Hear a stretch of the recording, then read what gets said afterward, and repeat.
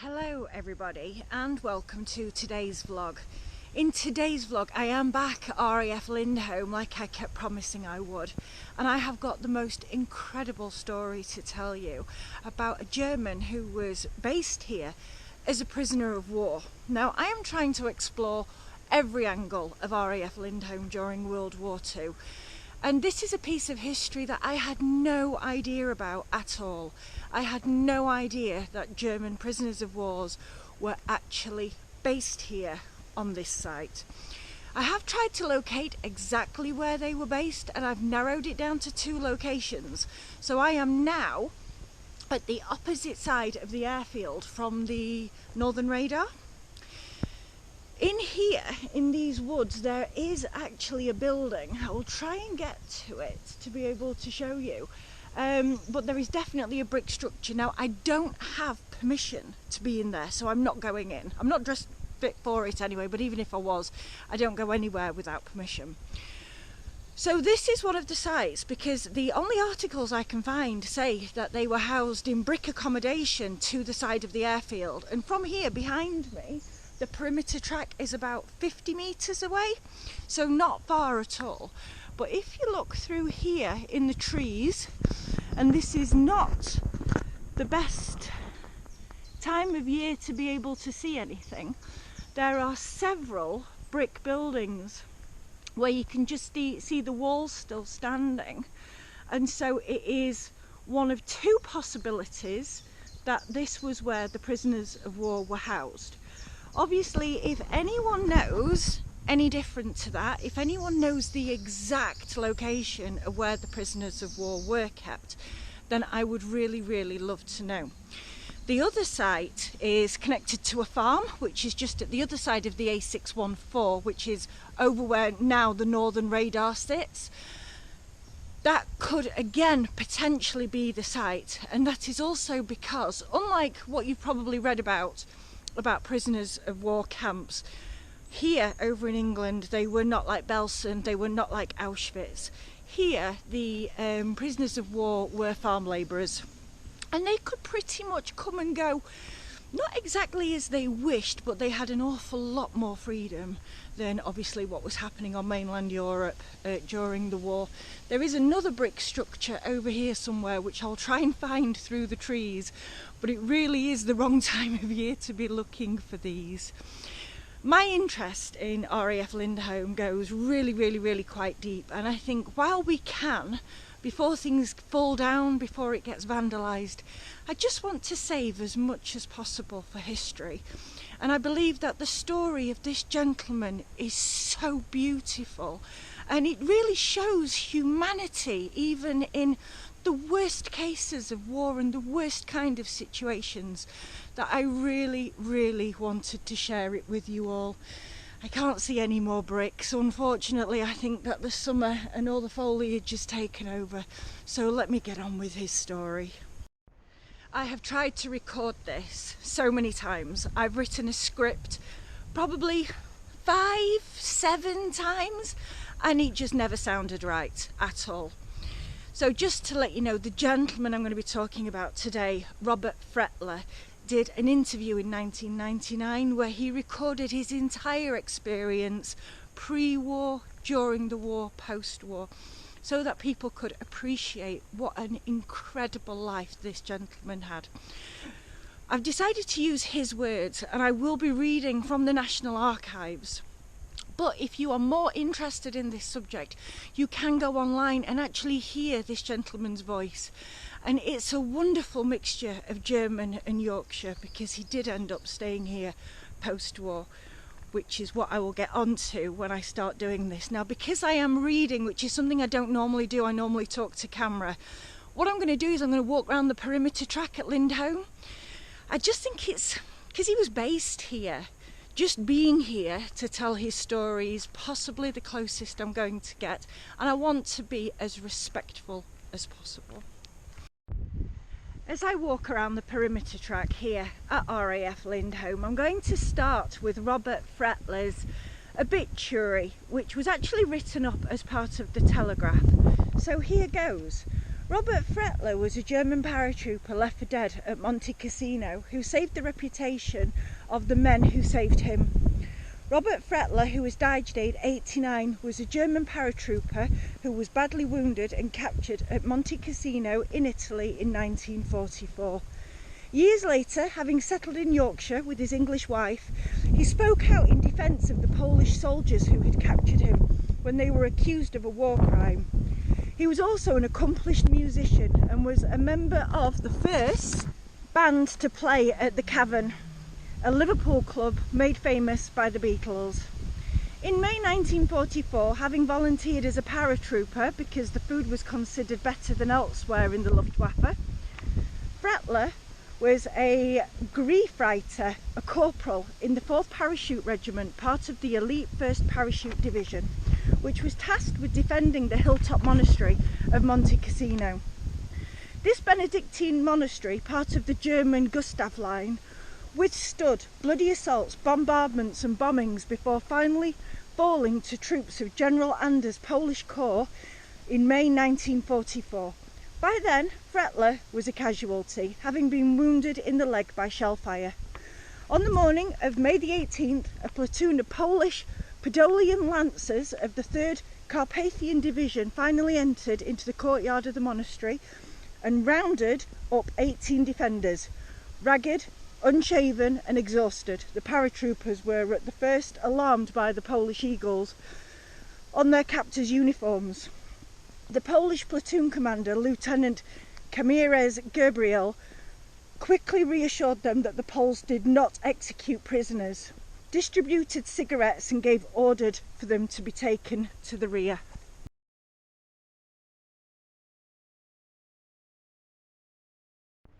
He then descended to the crypt of St. Benedict, where he was appalled to discover 3 wounded men lying close to the altar, among body parts and sacks containing the corpses of former comrades. One of these wounded was Robert Fettlohr. Placing the men in the care of a hospital orderly, Gabriel then ascended into the fresh air. He and Fettlohr would not meet again for nearly 40 years. Fettlohr was evacuated to a military hospital near Naples and from there via Egypt to the United States. After the war he settled in England and in 1950 married Sarah Sally Taylor. Her brother Tom, who had also been at Monte Cassino with the British Army, was their best man. In March 1983, a programme on German television claimed that the Polish troops commanded by Gabriel had executed wounded German paratroopers in the monastery by machine gunning them and cutting their throats. The German historian Alexander Tipplet cast doubt on the story, but the absence of a surviving witness made it difficult to establish the full facts. Fettlohr, by this time living at Tingley near Wakefield, attended the meeting of the Carpathian Association in London, at which he identified Gabriel from a photograph and testified to the good conduct of the Polish troops who had captured him. He followed this a few months later with a statement, under oath, that no Germans had been shot or had their throats cut, adding, "We were treated well by the Polish soldiers." At Frettlohr's request, a meeting with Gabriel was arranged at Frankfurt Airport, where Fettlohr thanked the Pole for saving his life. The 2 former enemies talked for 2 hours and agreed to meet at Monte Cassino on the 14th anniversary of the battle, May the 18th, 1984. On that day, having attended Mass at the Monte Cassino Basilica, Gabriel was mingling in the crowd in the courtyard outside when he heard a cry, "Gabriel, it's me, Fettlohr." The 2 men fell into each other's arms and went together down to the crypt where they had first met 4 decades earlier. Fettlohr and Gabriel made plans to meet again at the 50th anniversary of the battle, but Gabriel died in January 1992.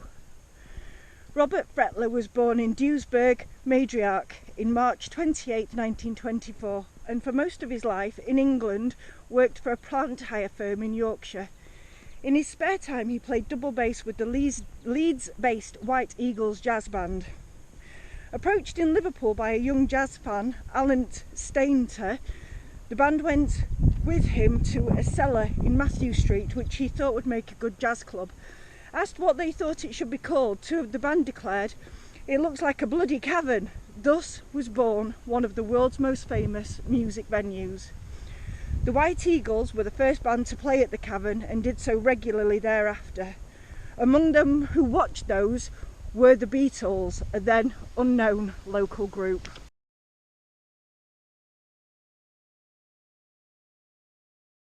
In his later years, Frettlohr was closely involved with British ex-servicemen's organisations and regularly attended remembrance services. Robert Fettlohr's wife predeceased him, and he is survived by their daughter. Robert Fettlohr, born March 28, 1924, died January the 4th, 2014. So that was Fettlohr's formal obituary from the Telegraph. What an incredible man, what an incredible person, and what an incredible story. The next bit is taken directly from his 1999 interview, which he gave under camera, and you can hear his voice if you Google him, and you can see him sat there telling his own story. But I've written the words down to be able to say them just so I can walk around here. I don't have permission from his family to be able to use his footage. And so while I'm here at RAF Lindholme anyway, it just seems really fitting for me to tell his story here, because this is where he chose to stay. So for him, I guess, this was home. Robert Fettlohr was interviewed for the Second World War Experience Centre in 1999 and has been a friend of the centre since its inception. Robert Fettlohr was born in March 1924 in Duisburg. His father was the manager of the telephone section of Thyssen, a large steel company, and when Robert was 14 he began an apprenticeship there. Robert joined the Hitler Youth.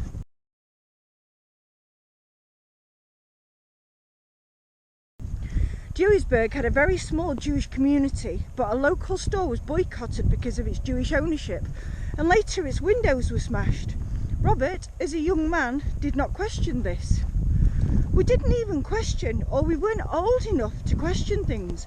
We weren't allowed to question things as we do now. Situated near the Dutch border, Duisburg provides billets for servicemen as the build-up began for the invasion of Holland. As a boy you admired soldiers a bit, like every lad does. They used to talk to you, and of course they went and did their battle and came back and they were victorious, and I suppose we shouted hurrah, you did a good job. At the age of 17, Robert received his call-up papers. I went to the medical and I wasn't a small boy. I was pretty well developed. They looked at me and said, heavy artillery. I said, I'm sorry sir, but I volunteered for the Air Force. He immediately approached the Luftwaffe recruiting office next door and volunteered. He was given some leaflets and a consent form to be completed by his father.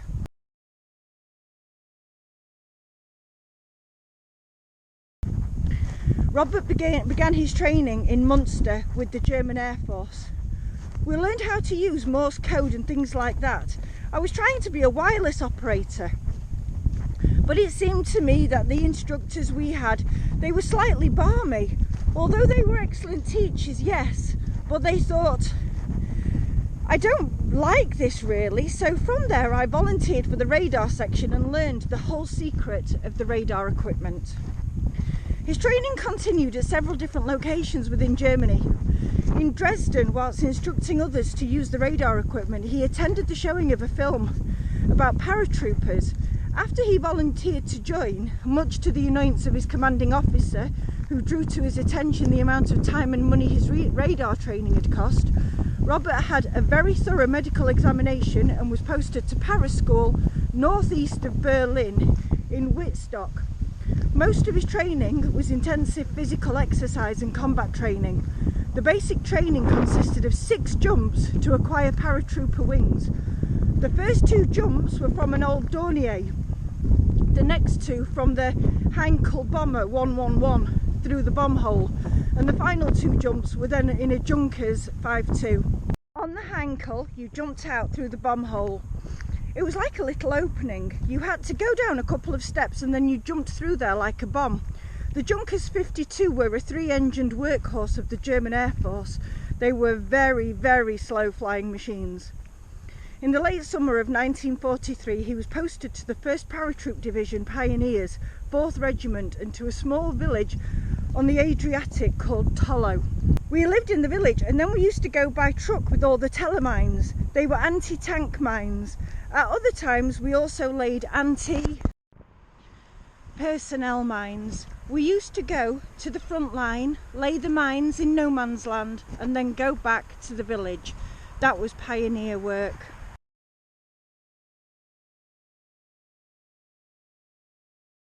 They knew what was going to happen at Monte Cassino, and they needed the paras to reinforce the front line because paras were better trained.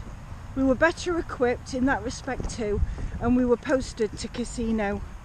We were the 4th Regiment and we were stationed just behind Monte Cassino. I was a corporal in the 15th Company of the regiment.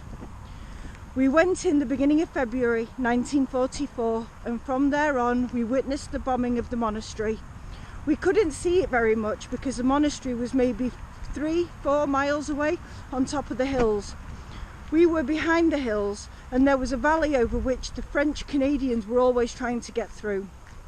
We were guarding on night duty with machine guns and all of that, and seeing such attempts off, you see. So we were semi-front line as well. After the bombing of the monastery, it was taken over by the German paras, and we made into what was really a fortress with artillery observers up there as well. When we were guarding against being outflanked, another para and I had a machine gun post using the MG42, a very fast gun, very rapid. Anyway, we were in position, and then through the valley you also got German paras going through with donkeys supplying troops on the hillside itself, but the French Canadians always tried to come through this valley. The artillery used to shell them so much that they retreated sharpish. Well then, one night we did actually see the machine gun. We heard this rustling and I said to my mate, there's somebody there. So we got the machine gun ready and we shouted our passwords in German and nothing came. And we called again. My mate said, that's enough. And he let go with the machine gun, and the next thing we heard was hee-haw, hee-haw, hee-haw. We'd caught a donkey which had gone astray, and we pulled the thing back and all of its legs were shattered, you see. Of course we had to shoot this poor animal. One day 4 para stretcher bearers brought a French Canadian to where we were. They had a little bit of rest, and this poor wounded chap lay there, and I can never forget his words. He kept saying water, water, and every time he spoke there were little fountains of blood spraying out from his chest. He was riddled across his chest, maybe 3 or 4 bullet wounds, and these lads carried him for another good half a mile down to the first aid post. And what actually happened was the poor fellow died, and these lads went berserk. They said they had carried him all that bloody way, and then he goes and dies on them, you see. And that is something I do remember very clearly. Robert was giving orders to assist with the transport of ammunition, anti-tank guns and other equipments to troops at the top of the hill in Albeneta Farm, engaged in battle with the New Zealand tanks. We also had some anti-tank magnet grenades. They were just like an oversized hand grenade, which had a magnet on there, and each tank always had a point where you could reach. You know, you stick this on the side of the tank, pull the cord which charges this grenade, and the explosion would follow. What we used to call the pin, it would bore itself through and blow the tank up inside. March, Robert was sent to the ruins of the monastery at Monte Cassino, now occupied by the 4th Regiment. He stayed there for a short time following the Allied air bombing of the Cassino town on the 15th of March. The town was actually a front line, by all means a front line. 750 bombers bombed from the front line and didn't succeed. They actually hindered themselves. The tanks that stood in front couldn't go anywhere near the place because it was just rubble, rubble, rubble. And then the German paras from the 3rd Regiment had a grotto in which they sheltered, and when they came out some were a little maimed. We had to go every single night down the hill to a point where the lorries used to come, and we used to take either 24 tins of £1 food, which were rations, or a kilo loaves of bread, and then each had a case of ammunition to take back up the hill again. A few days later, the pioneers attempted to take back the position known as Castle Hill. Robert took part in the second attack, but the fighting was fierce and the pioneers pulled back. At the beginning of April, refreshed and with reinforcements, another attempt was made, and the Paras held the position for a while. It wasn't a pleasant time up there because you were dirty, filthy. You used to get a pint of water, but believe me, that pint of water didn't go anywhere.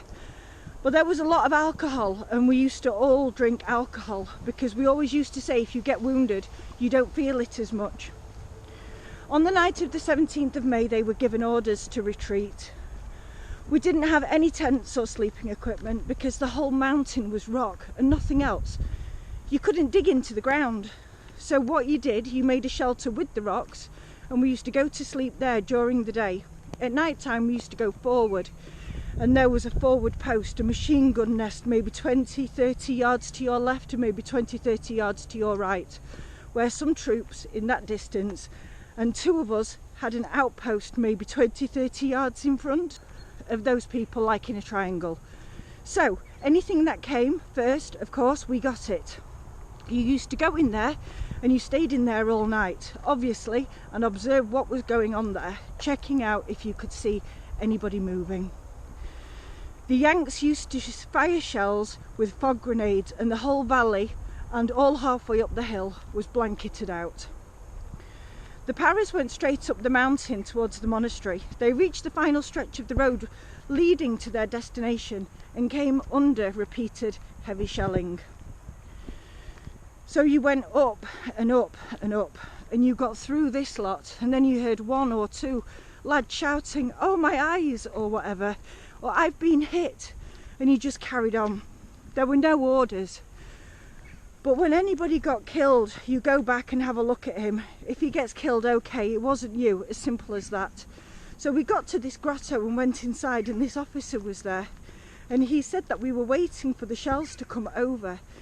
And in the lull, after one lot, we went and ran like mad to get around the corner of the monastery wall at the bottom. Yes, and what I remember is a big flash. There was a grenade explosion somewhere in this vicinity. When I woke up, my left leg was like a big balloon, but I knew the monastery was only a couple of yards on the left, and I knew the way to get in. So I went in there, and then I crawled along to the first aid post, which was down in the crypt, St. Benedict's crypt, and then they bandaged my leg and they said, "There is no way you can walk." There were 3 of us badly wounded, and there were quite a few lightly wounded. I wrote a letter and gave it to one of the medics to post when he got out to send to my parents. I knew I was going to be a prisoner of war. Then the morning came, we heard shouting, "The Tommies are coming." The approaching troops were actually a Polish platoon. They were only wounded German soldiers left in the monastery, and they were taken to the command post of the Poles battalion. The Polish platoon came into the monastery in the morning and they asked us, "Are there any mines?" I said, "No, this is the first aid post." So they came in and we talked to them. I talked to the Polish lads. Later, many officers came in, and an American reporter who knew more than us. He knew our officers, and can you imagine?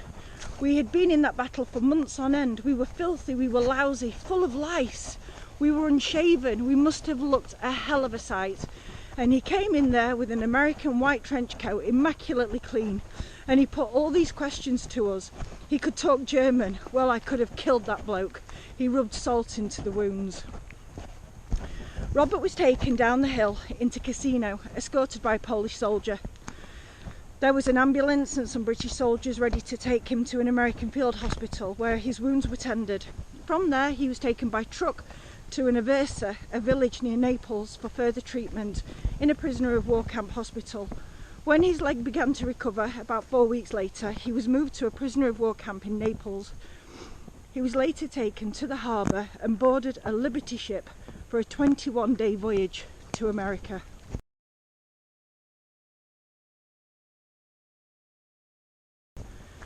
I finished up in Norfolk, Virginia, and there we were given fresh clothing, American clothing, and all of our clothes were absolutely useless and full of lice and goodness knows what.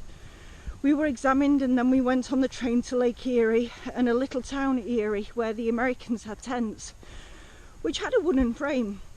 And we sort of lived there and we did farm work and all sorts. I was also in charge of the electrical equipment and generators for the camp lighting. Eventually we were posted to a little place called Kane, which is near Warren in Pennsylvania. I did lumberjacking in this camp. In the camp at Kane, the German prisoners were shown a film showing some of the atrocities the Allied forces had found in the concentration camps. We just could not believe what we saw, you see, because it couldn't have happened, you see. They wouldn't do these things, but apparently they did. And my interpretation to that is we are extremely guilty of doing these things. Robert was taken back across the Atlantic to be repatriated, initially in Belgium and then taken to a camp in England. There, in the summer of 1946, I learned to play the double bass and was a POW dance band which was allowed to play in the local NAFI social club at RAF station Lindholme near Doncaster. And there I met a lady whom I married in 1950. However, before that happened, I had been allowed back to Germany on leave, but returned and continued to work in England under POW status and stayed there.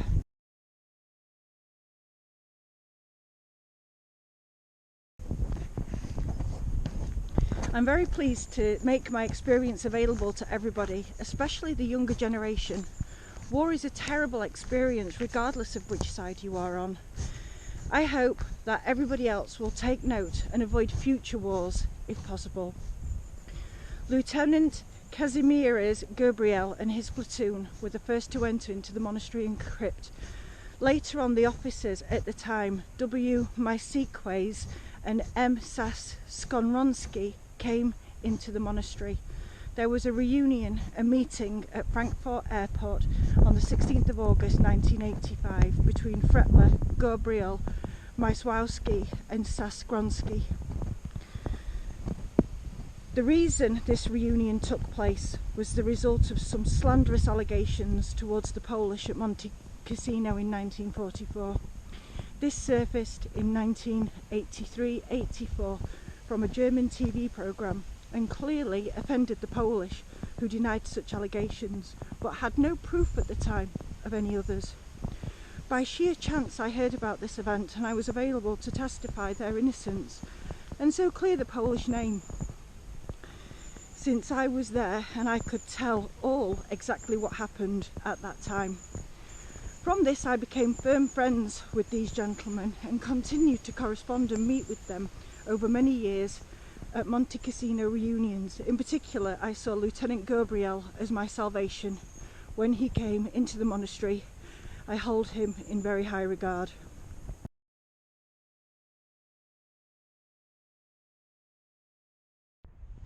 There you go, that is Robert Fettlohr's story. The bit that I find the most emotional is the fact that when he got married, when Robert married Sally, her brother had also been at Monte Cassino. He'd been on the English side. They became the best of friends and the brother became Robert and Sally's best man at their wedding. Now, just because there is a war, it doesn't mean to say that people can't get on. Ultimately, these were just young men who were told to do something. This was their job. And I find it absolutely remarkable that all of these stories, so many stories, played out here at RAF Lindholme, right where I'm now walking. Thank you so much for watching. We upload vlogs every Thursday or sooner. I'm sure I'll be back here in the next couple of weeks with another story. Hopefully one just as incredible as this one, but this one really is amazing. Thank you so much for watching. Take care.